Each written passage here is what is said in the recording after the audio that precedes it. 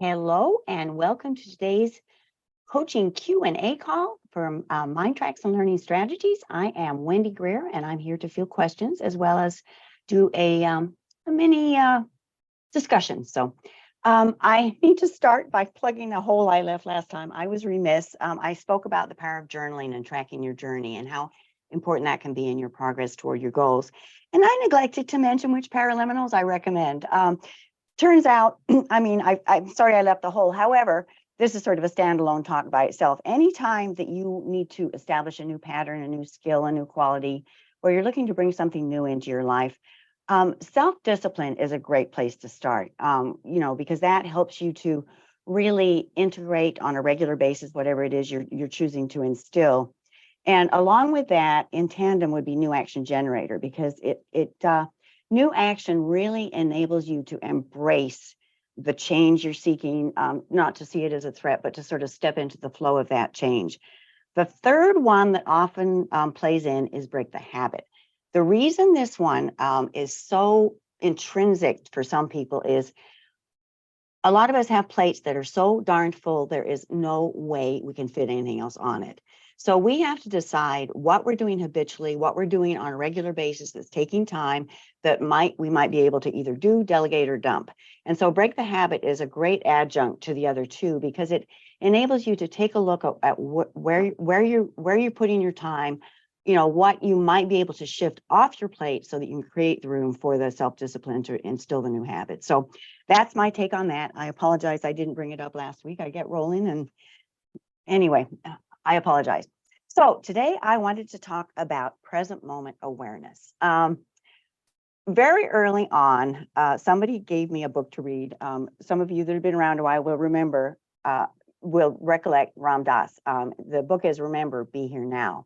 Ram Dass, aka Richard Alpert, was a PhD psychologist associated with Berkeley, and also had, I think he had tenure at Yale and Harvard, very astute gentleman. Was part of the movement that started using psychedelics to expand consciousness. It's a very strange little book. I think some of it was done under the influence, but it had a huge impact on me because it made me really recognize that people with busy minds, and most of us qualify, we aren't being here now. We're out in the future, we're in the past. And so it was a really good thing for me to integrate at pretty early on. I had already taken up meditation, but I really started consciously trying to be in the present moment. I found it particularly easy out in nature, when I was in nature and in natural surroundings with music, something that really sort of just, it fills you up. And so it's like you're so focused on that you are in the present moment. Now, that being said, I came across a really great meditation teacher who had an incredible ability to distill esoteric concepts and make them real world friendly. And of course, I'm where the rubber hits the road here. So I like things I can take out into the world. And the basic premise of what she taught was that there's a model of existence. And if you understand how the model of existence works, you can align yourself with that and life flows much more easily. You're more tuned in, you're more connected to the quantum field or the emptiness, or you're more in an expansive state to embrace what the world has to offer. And one of the keystones of that was conscious awareness in the present moment. And so to be consciously aware in the present moment and doing things from a very clear and lucid place. Well, when I do a course, I always dive right in and I go for the gusto. And I was just curious how much I was in the present moment. And we had these little boxes in the office called motivators. Some of you may remember them. They have batteries and you can clip them onto your waistband and you set them to vibrate as often as you choose. So I started setting it every day. I'd come in, clip it on, and I'd set it to go every half hour. I was shocked how often I was not here now. I was thinking about the call I just had. I was projecting what I might need to deal with later in the day. I was trying to decide if I had enough vegetables in the fridge for dinner or whether I should have gotten something out of the freezer. I was all over the board. And I sort of thought that I was sort of living in the present moment. So it was a real eye-opener for me. And it really made me understand how easy it is to get distracted. And you're taking yourself out of power mode because the present moment is where the juice is. I want to share a couple of examples just to really clarify the impact this can have. They're at both ends of the spectrum, one totally unaware and one very aware. Last spring, I was driving in Eden Prairie, really nice community, and I was driving down a road that had mature trees. I love trees, and they were almost meeting over the road. And I saw this awesome little vignette, on the left side up ahead of me. It was a mom pushing a stroller with a toddler in it and a golden retriever walking alongside. And joie de vivre was just oozing from this little vignette for me. The dog had his tail was a plume and it was waving above his back. And instead of walking, he was sort of prancing like a lipizzan or stallion or something. And he had this look on his face, almost like he was smiling or laughing, when a dog shows his teeth, and he just looks like he's enjoying life. And while I was watching, the toddler started really excited about something and started pointing, and he's gesticulating and, pointing at something. And I was sort of surprised the mom didn't seem like she was responding. So as I pulled up, I sort of looked over, and she had her cell phone out on the handle of the stroller, and she was texting. And the kid is getting more and more agitated as he's trying to show her something, and she's still texting. And as I went down the road and had to turn left, I looked in my rearview mirror, and she was still texting. I mean, that is an example of somebody who was absolutely not in the present moment. So, she wasn't aware of what was going on. She wasn't part of this joyous occasion, and she just was zoned out. Well, on the flip side, I have mentioned before that I have a couple of grandsons. And when William was 3 years old, he had a younger brother who had been born probably 6 months earlier, and he was being a little fractious, so we decided to go for a walk. And we had a lot of road construction in the area, and when we got down to the street that led to the local park, which is where we were headed, the playground, we got there, and all the tractors, all the road workers were gone, and the road just stretched out totally black both directions. And William turned around and he goes, "Oh, look how clean it is. Look how clean." And then all of a sudden he bent down to the ground and he looks at me and goes, "Feel how smooth it is, Grandma Wendy. Feel it." And I got down next to him, and he was absolutely right. That gloppy stuff they put between the stones they lay, it had been spread really smoothly, and it was like touching velvet. And it wasn't sticky. It was totally smooth, and the texture was just, like I said, a soft silk or a velvet. And I'm sitting there kneeling on the asphalt road, touching this velvet surface with my grandson next to me. And it was like, this may sound silly, but it was so profound. I was so totally in the moment. And the weird thing about it is if I hadn't had a 3-year-old with me that was noticing, I would not have seen it was right beneath my feet. And it made me recognize, if I'm missing that, what else am I missing? What else am I not consciously aware of? So the reason I bring this up as such a crucial factor is the point of power is in the present moment. The Thich Nhat Hanh, the Vietnamese Buddhist monk, says, this is where your appointment with life is. It's not in the past. It's not in the future. You can plan for the future and hopefully circumvent some of the issues that might pop up. But as we've all seen over the last few years, you never know what life is going to throw at you.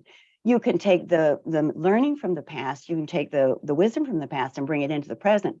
But your appointment with life is here now. As Thich Nhat Hanh says, your true home is not in the past, it's not in the future, it's here now in the present moment. And that's where the power is. So when you recognize that and you step into that moment in full consciousness, then you're taking control and you're becoming proactive. The other thing that is very important about being in the present moment is when you are there, when you're aware of what's going on, you're tracking, you're seeing correlations, you're seeing what is evolving before you. Success and failures leave footprints. And so if you're tracking and you're consciously aware in the present moment, you're seeing what's happening. So to go back to the mom with the stroller, if she continues to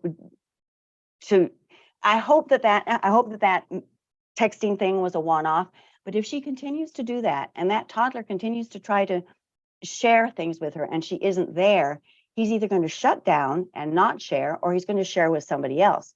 And if that continues to happen, you can see how that would evolve. and then later on, she can't understand why her son doesn't come to her with special needs or special problems or to share special successes, because she wasn't tracking. She wasn't seeing what was going on. And so it's so incredibly important in your journey. And it doesn't matter whether you're using Paraliminals or whether you're using any program or you have any new thing that you're trying to engender in your life. If you're not consciously aware in the present moment, you're not stepping into your full power. So I wanted to talk about Paraliminals that really, really support this, but I also want to just briefly allude to how Paul sets up the Paraliminals. He has an introduction, which generally is telling you, where it might go and what you might do. And then he has a drop-in. And generally it's look at a point on the ceiling, see the point, close your eyes, look at that point on the ceiling, really focus on that point in the ceiling. Sometimes it's pay attention to your breath, feel the air coming into your nostrils, feel it going out. Notice the difference in the temperature, the cooler as it goes in and the warmer as it goes out. What he's doing there is bringing you into the present moment.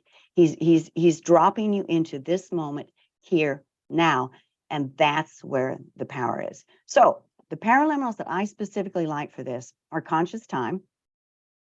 Conscious time, most people assume, is for using your time more efficiently, getting through your to-do list, being more productive. Well, the undercurrent, though, is consciousness, lucidity, clarity on how you're using your time. And so conscious time is a really good one to get a handle on how you feel about time, how you're using it, and whether you are being aware in the present moment or whether you are constantly, negotiating with past, present, future, and not where the gusto is in the present moment. The other two that I really like for this are joy and euphoria. When you are in joy or euphoria, you are in the present moment. You're not in the past. You're not in the future. You are here now. And so that's why I would choose those two. The other one I like because it gives you a sense of what it's like to be in the present moment and in the flow is peak performance. The reason I like this one is Tom McCarthy is just really good at helping people to access their potential when they need to. And so he gives you a really, really strong sense of what it's like to be at peak here, now, and really emoting and radiating what you do well.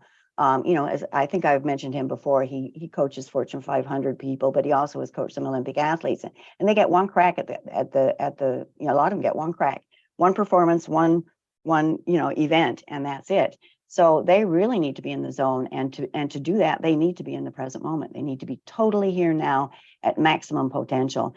And so that, I think, gives you a sense of what it is like to be in the present moment.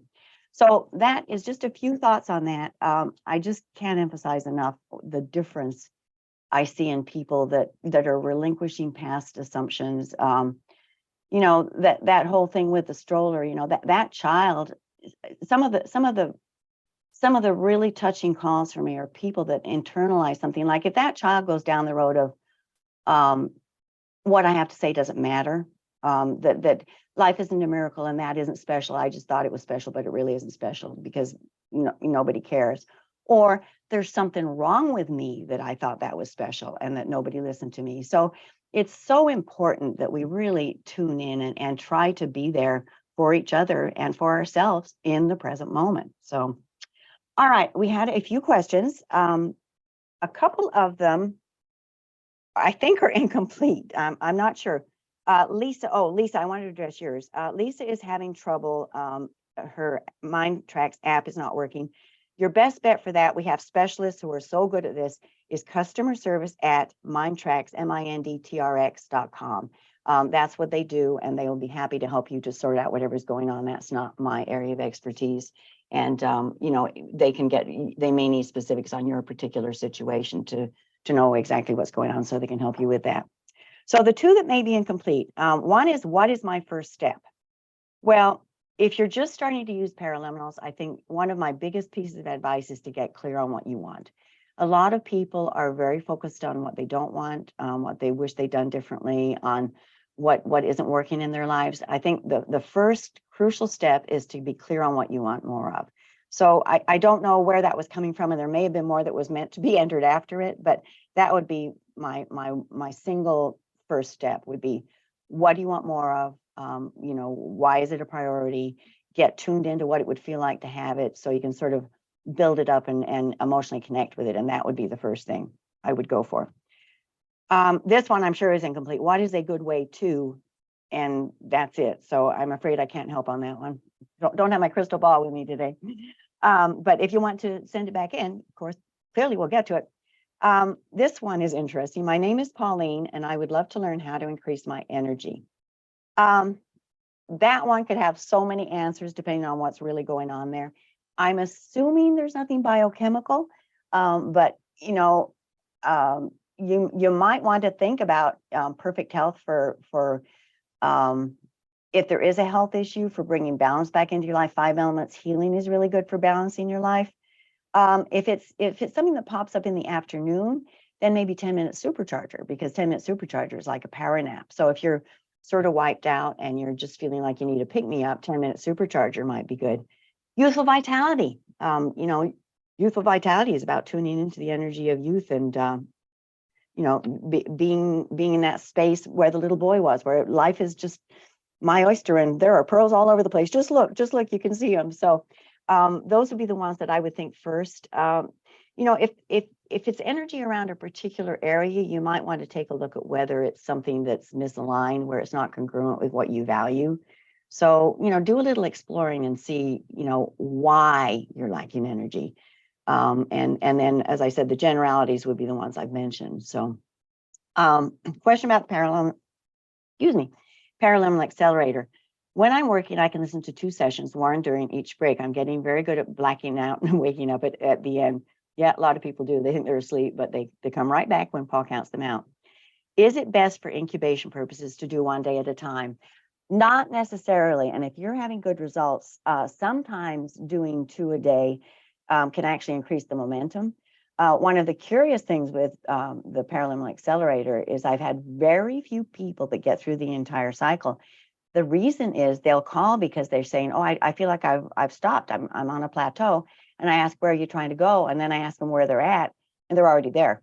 So it's like they achieve that goal, but they have this, you know, I've got this regimen, I've got to do it and I got to finish it. Well, they're actually already there. So as with, and I hate these amorphous answers, but everybody's different. And so if you can do 2 a day, you feel like your momentum is increasing, you're making headway, I would go for it, because you know, that extra spark may be what you need to you're in the zone, you're on track, and you're keeping the momentum going. So that is all the questions I had for today. As always, I want to leave you with something inspiring, and I thought this was a neat comment on the topic we talked about today, which is present moment awareness. The secret of health for both mind and body is not to mourn for the past, not to worry about the future, or not to anticipate troubles, but to live in the present moment wisely and earnestly. And that's the Buddha. So it's still, I don't know why it would surprise me, but you know, some of those sages were, and the prophets and it's just wonderful that they're still so pertinent. And that is summed up and distilled even further by Jerry Jampolsky in Love is Letting Go of Fear. One of the comments he makes in there is to look directly at this instant is to be at peace. To look directly at this instant, to be here now, to be consciously aware is to be at peace. So with that thought, I'm going to leave you with wishing you that peace and also sending you lots and lots of love. You take care and say goodbye until next time.